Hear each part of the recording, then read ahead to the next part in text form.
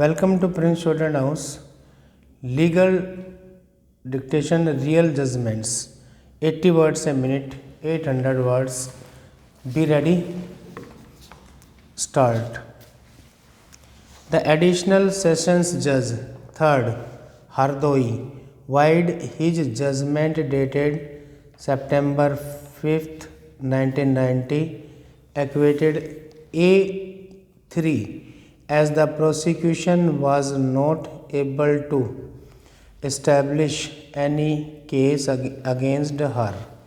However, on the basis of the prosecution evidence, the additional sessions judge, 3rd, held that the prosecutrix was about 17 years of age at the time of occurrence of crime and found A1 guilty under sections 363, 366, 368 and 376 IPC and sentenced him to undergo 7 years rigorous imprisonment under section 376 IPC and the different sentences for other offences which were ordered to run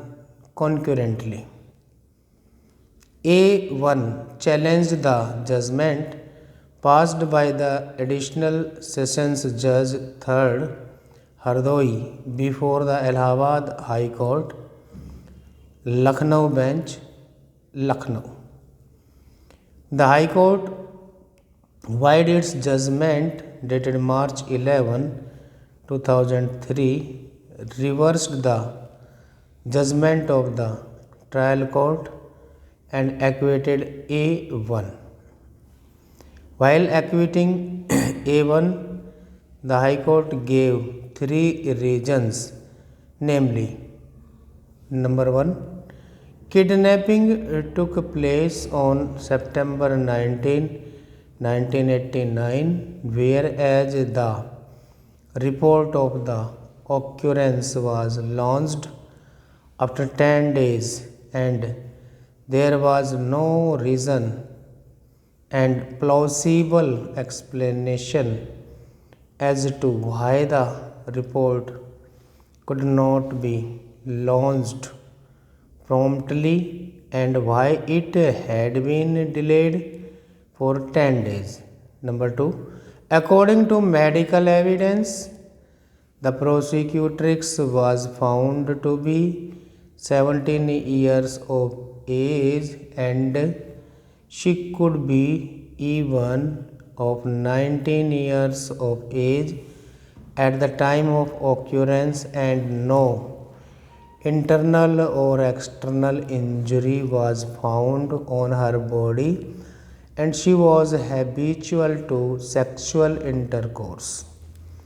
We deem it appropriate to reproduce the entire reasoning of the High Court as it is, which reads as follows, inverted commas, it has been submitted by the learned counsel for the appellant that according to the prosecution, alleged kidnapping took place on 19 September 1989, whereas the report of the occurrence was launched after 10 days.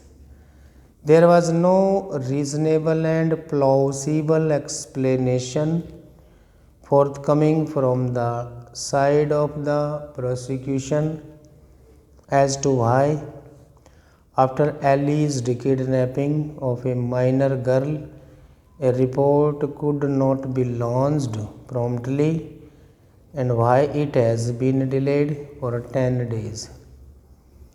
This by itself shows that the report had been launched after consultation and after due deliberation, and the prosecution can be safely looked with doubt. I fully agree with the contention of the learned counsel for the appellant, and furthermore, according to medical evidence on record, girl in question was found 17 years of age, and she could be even 19 years of age at the time of alleged occurrence. No internal or external injury was found on her body, and she was used to sexual intercourse. The charge of rape also stands not proved. The learned court below was thus not justified in believing the prosecution theory and convicting the appellant. We are indeed surprised by the casual approach with which the High Court has dealt with the matter. The judgment of the High Court is not only cryptic and perfunctory, and it has also not taken into consideration the crucial evidence on record. On flimsy grounds, the accused, convicted of a serious crime of kidnapping and rape, has been acquitted. There is no application of mind to the evidence of the prosecutrix at all.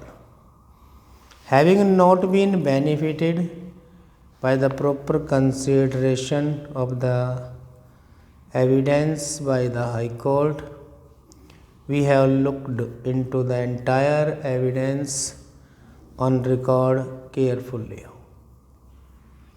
The prosecutrix is an illiterate and rustic young woman.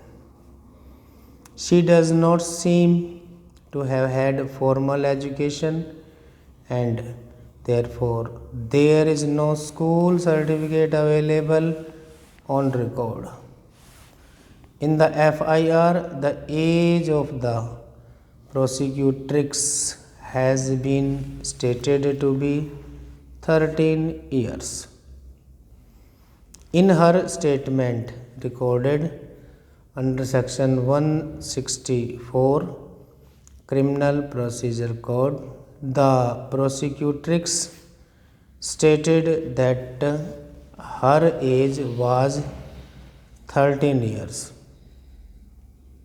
PW1, who is elder brother of the prosecutrix, in his deposition also stated that the age of the prosecutrix was 13 years at the relevant time. However, the doctor PW5, on the basis of her X-ray as well as physical examination, opined that the prosecutrix was 17 years of age. The trial court, on consideration of the entire evidence, recorded a categorical finding that the prosecutrix was about 17 years of age at the time of occurrence. This is what the trial court said.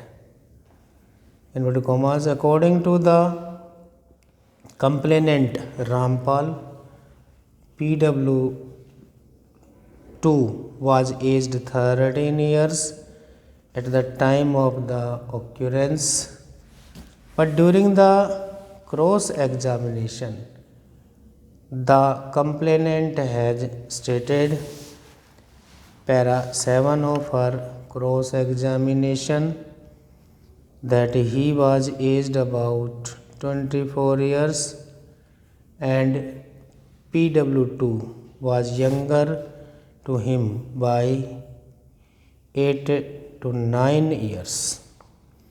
Thus, the age of the prosecutrix, according to the statement of the complainant, comes to 16 years. Stop.